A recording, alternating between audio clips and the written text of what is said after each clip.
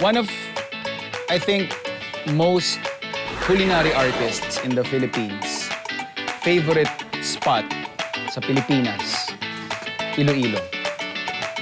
I mean, the offerings that they have, para sa akin, masasarap. Ganun na lang kasimple, masasarap. One of the things na talagang binabalik-balikan doon, at syempre, kilala na rin, staple na rin sa Luzon, Visayas, Mindanao, is yung kanilang molo soup. So we have here yung isang Rhode Island chicken. Components, kailangan dyan yung broth. Just like with any other soup-based dishes, broth is the soul of your bowl. Isa sa mga magdadala doon sa karakter ng soup natin is yung collagen, which is marami sa chicken feet.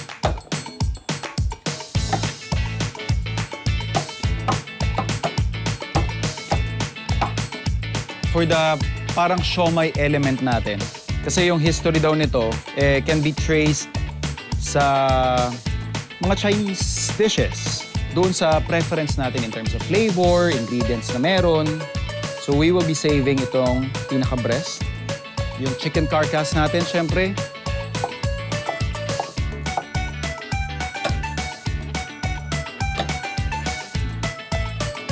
Ginger. And of course, water. This one, we will finely chop para doon sa ating, yun nga, dim sum element. Yung ating shrimp.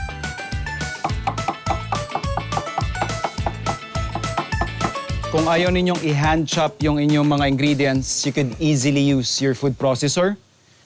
I wouldn't recommend yung blender kasi it's gonna be too fine na almost smooth paste consistency na yung magiging end product nito. For me, gusto ko yung siomai ko may texture pa rin hanggat maaari. May mga pagulat na konting mga maliit na mas malalaking bits ng chicken or ng shrimp and the other ingredients. Then next up, yung iba pa nating ingredients. So we have here singkamas.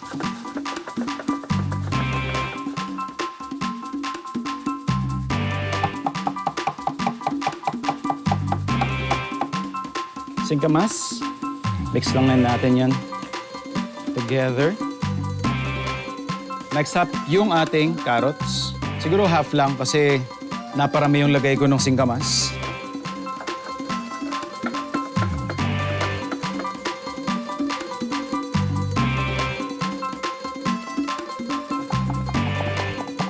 Celery in.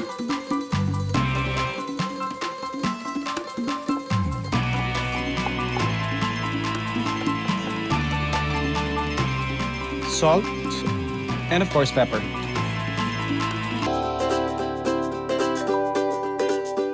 And of course, yung broth natin, lagyan na rin ng ating fish sauce. Replenish lang natin yung ating stock. And then, let's work on our siomai. So, na-replenish na natin ng additional water yung ating stock. Kita nyo naman yung kinalabasan niya. So medyo bata pa yung Rhode Island Red natin. Maganda yung himay niya. Yan o. Perfect. So we will just remove yung mga buto-buto dyan, yung karne. Kasi yung karne, hihimayin natin at isasama pa natin dun sa ating isa-serve mamaya. Tsaka kung papansinin ninyo, kahit wala pa tayong nilalagay na pampakapal dito or yung molo wrapper natin, hindi pa natin nilalagay, may certain body na yung stock natin. That's from the collagen. So mga buto-buto and of course, chicken feet na nilagay natin. And the same stock na nabuo natin, of course, yung shrimp natin kanina, sinet aside natin yung kanyang shell at saka yung head. What we'll do is yung kumukulo nating stock, we'll pour it over. Using a potato masher, we will extract yung additional flavor doon sa ulo ng ating shrimp.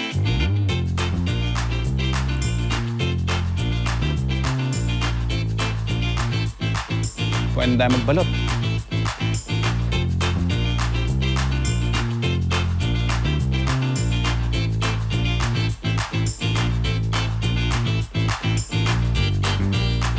So yung ating mga iba't ibang shapes dito ng dumplings, shoot na natin agad doon sa ating broth, ever so gently.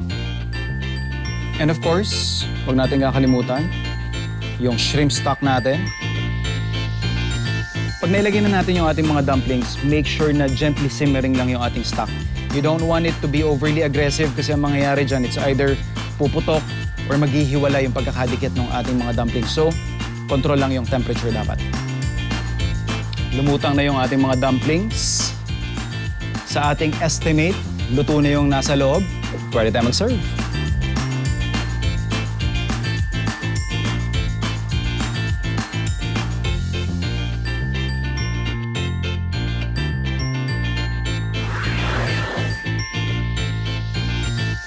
Halakpakan! Kasamang liyawan!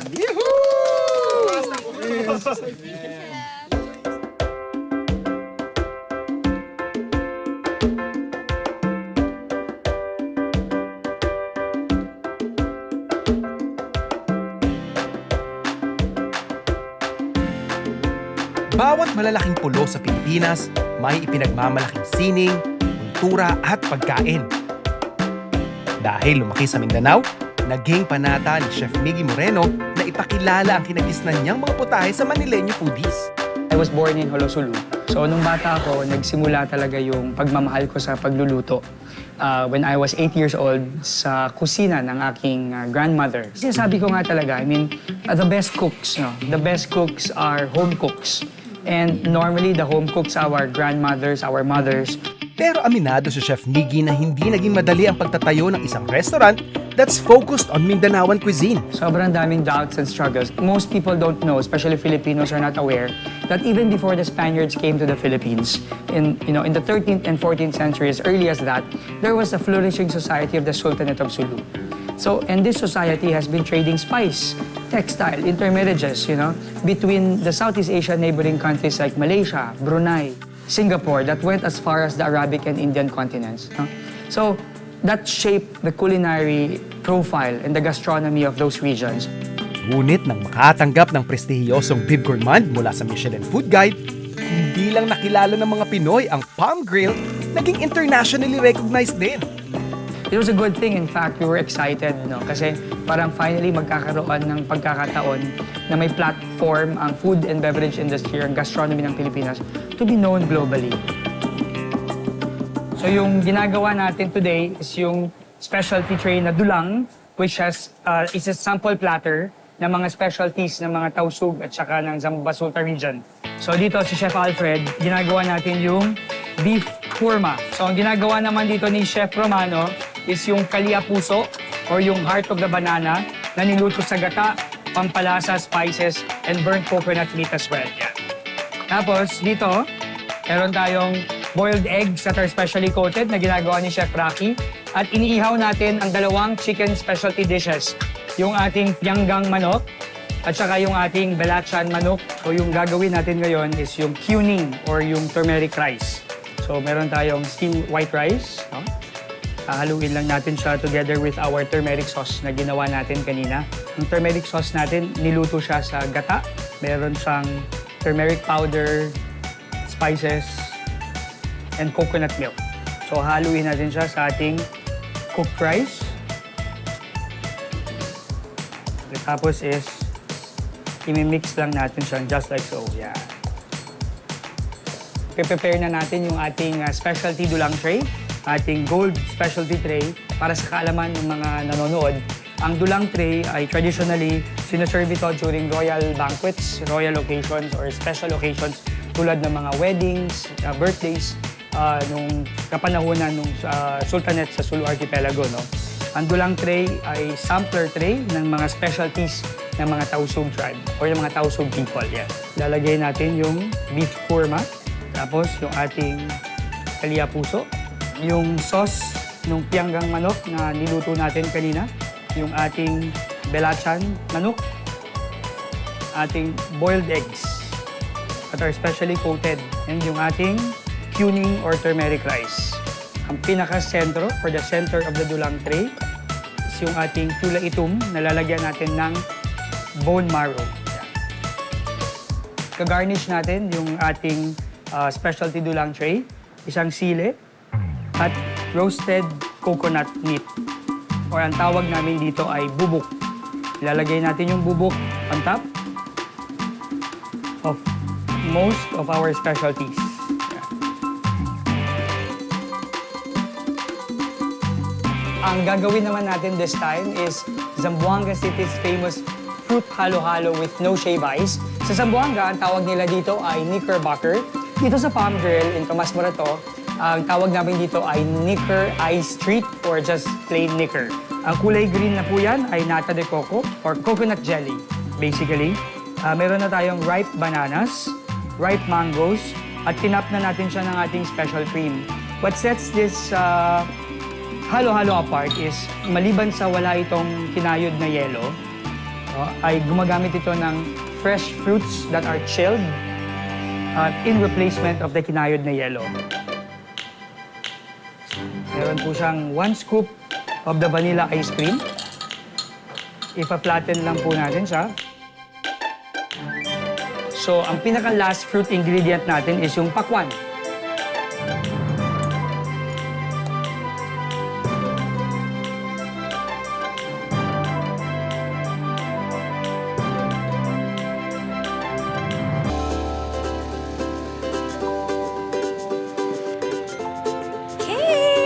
Food Explorers! Lunch break ko ngayon. Galing ako sa taping ng House of Flies. Sakto, malapit na yung location namin. Dito ako ngayon sa Tomas Morato. At balita ko, meron daw first Michelin Bib Gourmand restaurant dito. At halika na, try na natin ang Palm Grill, authentic Southern Mindanao cuisine. Ay, first time, let's go! Welcome Okay, to Palm Chef. Grill. Yan. Ito-torch na natin yung bone marrow ng ating tula itum. Isang karangalan na si Chef Vicky talaga ang magto-torch para sa atin today. So, ready ka na bang tikman yung ating specialties? So, ang tawag natin dito ay dulang. Dulang. Yes, ang dulang is a specialty tray ng mga Tausug people ng Sulu Archipelago. No? Ang dulang tray is a representation of all the cuisines, most of the cuisines na sinaserve nila sa Sulu, sa Basilan, Sulu, Tawi-Tawi, and Zamboanga. So, Patty, at the center is what we call the tula itum or the black beef soup of the Tausug people. It's black because of the burnt coconut o yung sinunog ninyo na pampakulay at pampalasa. But it's cooked with spices like lemongrass, turmeric, garlic, ginger. Ang sarap. Tsaka interesting nga yung color. Mapapaisip kayo. Ang maganda sa'yo, Chef, very informative. Talaga ramdam mo talaga yung culture ng Southern Mindanao. Ito naman is yung ating pianggang manok. Yan. It's specialty chicken dish na niluto rin sa burnt coconut and coconut milk. Sige nga, tikman natin. Ang sarap. Ang sarap. Nahilig ako sa manok tsaka curry, halo-halo. Ang sarap. Ang sarap niya. Diba? So, Ang sarap sa kanin din. kaya nga sabi ko, Colored yung kanin, pero hindi mo lasa yung turmeric, no? Yes, very Sakto subtle. lang siya. Oo. Yes. Ang daming mga ingredients. Saan mo kinukuha ang mga ingredients? Nako. Dito lang ba sa Manila or talagang sa Mindanao pa yung actually, iba? meron kami we have a commissary in Zamboanga and Sulu. Kasi that's our way of helping the local farmers, the fisher folks. So that's where we make the specialty spice mix, which is the pamapa. And that's flown every month, almost on a weekly basis. And that's to keep the authenticity alive and to make sure that the quality of the spices is really good. So, but the other raw materials that we use tulad ng manok, baka, syempre dito na nanggaling. Bakit nga ba Palm Grill? Nung nagsisimula kami ng business, hindi namin alam kung anong pangalan ng resto. So, nagsabit kami ng sobrang daming names sa IPO.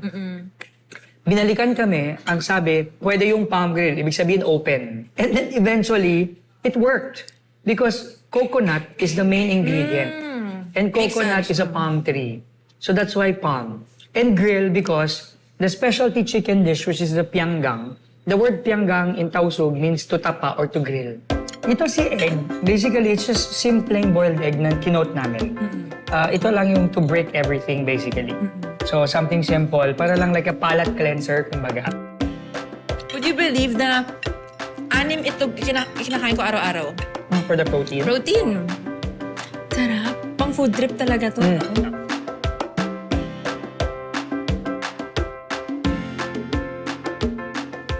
Ayan! Ka-Food Explorer. Busog na busog ako. Pero, hinahanap na ako sa taping. Alam mo, overall experience ko dito sobrang saya. Affordable. Ang sarap pala ng Tausug Cuisine, no? Alam mo, isi-share ko to kala Beauty, kala Mike, kala Chris, Kokoy, at sa lahat ng cast ng House of Flies. And speaking of, tuloy-tuloy lang ang pagsuporta at panonood ng House of Flies sa GMA Afternoon Prime. O siya! See you! Kita-kits tayo dito next!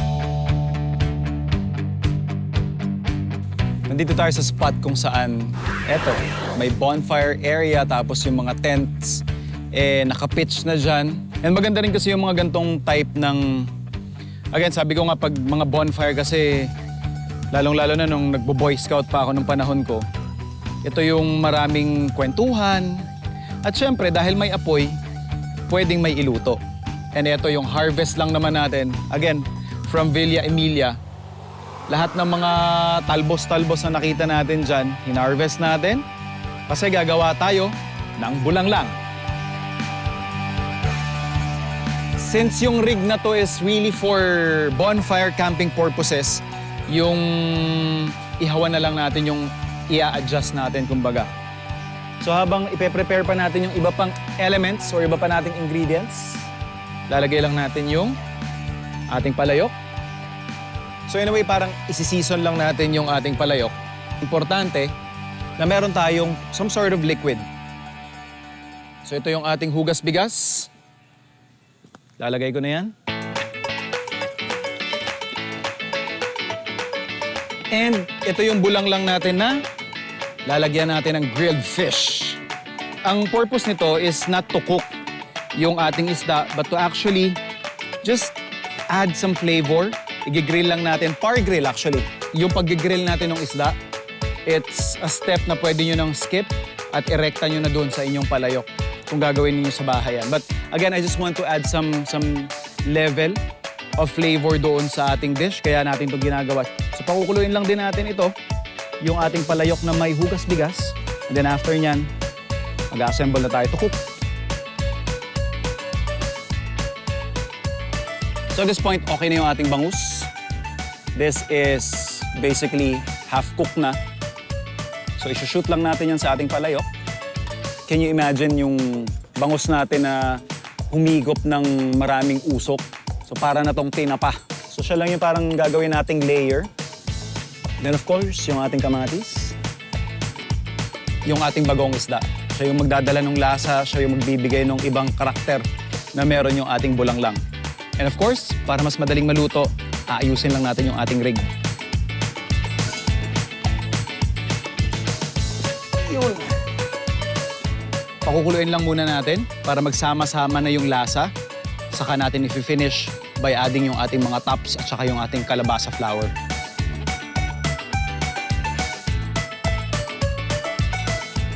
So ito na yung inaantay natin. Yun oh. May maganda ng rolling boil action na nangyayari dun sa ating clay pot. Medyo padurog na rin yung ating kamatis. For me, this is the perfect time para maglagay na ng ating mga gulay na na-harvest dito sa paligid-ligid ng Villa Emilia.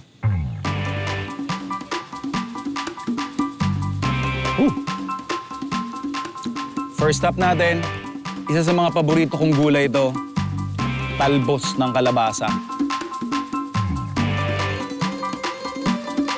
Yung dalawang kulay ng ating talbos ng kamote. So, steam lang natin to ng mga 3 to 5 minutes and then i-finish natin yung ating bulaklak ng kalabasa. A lovely dish becomes more delicious kapag pinusuan ang pagluluto. But its recipe becomes timeless kapag ito ay pinamana. Sa unang beses na pagsalang ni Lovely Rivero sa kusina ng Farm to Table, ano nga ba ang pamanang recipe na ituturo niya sa atin? Pangalan ng dish na to is Chicken Maryland. Ang nagpamana nito sa akin ay ang mami ko. Ang maganda sa kanya kasi, kahit simple yung pagkain, pag niluluto niya, parang ang sarap-sarap lumalabas. Siguro gawa rin ito because growing up siya mismo, she didn't really have much. So even yung kami noon, we were okay, but we weren't really rich. So, ang nangyari, every time na gusto niya kaming i-treat to a very parang hearty meal, and syempre medyo nagtitipid, gagawin niya na lang yun sa bahay.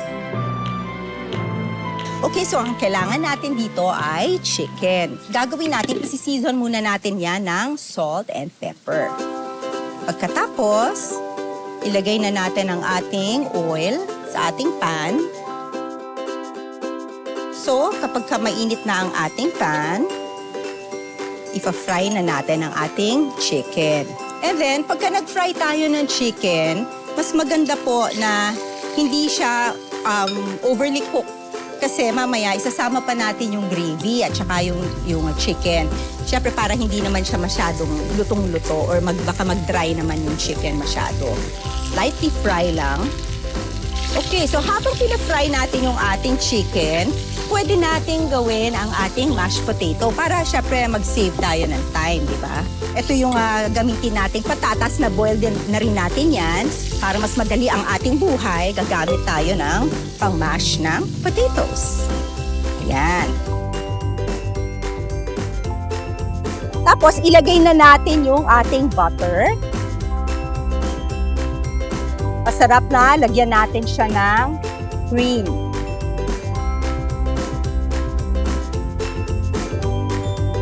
Bakit nga ba naging Chicken Maryland to? Kasi, alam mo, for the longest time, yun yung tawag niya and hindi ko alam sa nag-originate. So, ni-research ko siya. So, iba-iba pala yung pinagmulan nitong Chicken Maryland na to. So, Australia, it's a cut of chicken. Yung thigh at saka yung leg na magkadikit. Pero meron ding dish na talagang Chicken Maryland na nagmula naman sa Maryland, USA. Pero nung tinignan ko yung recipe niya, may hawig, pero iba pa rin yung recipe ng mami ko. So, isopay na natin yung ating mushrooms. Okay? And then, ilagay na rin natin yung ating cream of mushroom. Okay. And then, lagyan po natin siya ng konting milk. Iniiba-iba ko yung recipe ng mami ko. Kasi ang sa akin, gusto ko rin i-tweak to make it my own. Ako nagsasama ako ng konting veggies. Gusto ko may konting element na healthy, para may sustansya. Ngayon, ilagay na natin yung ating chicken sa ating gravy. So, haluin nyo lang para makuha talaga din ng chicken, mag-blend yung lasa ng gravy at saka ng chicken. Very colorful, very festive, at saka very, very hearty. Sino ba naman hindi mabubusog dyan, di ba? So nakita niyo naman, very colorful ang ating plate at very, very appetizing. Kaya kahit yung mga bata, I'm sure pagka nakita nila ito, talaga naman magugustuhan nila ito.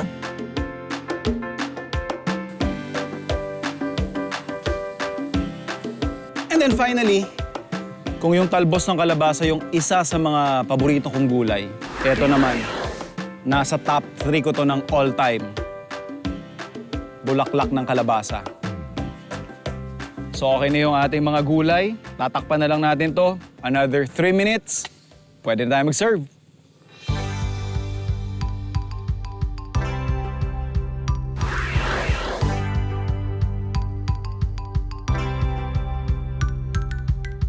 Ayan, no? Iba talaga yung bulaklak ng kalabasa. Lahat ito sir at bagong pipas. Probinsya sir ha. At saka kahit yung mga gantong luto, simple sa iba. Pero sa ating mga galing probinsya, kahit araw-arawin mo to no? Opo, hindi po nakakasawa. Yes.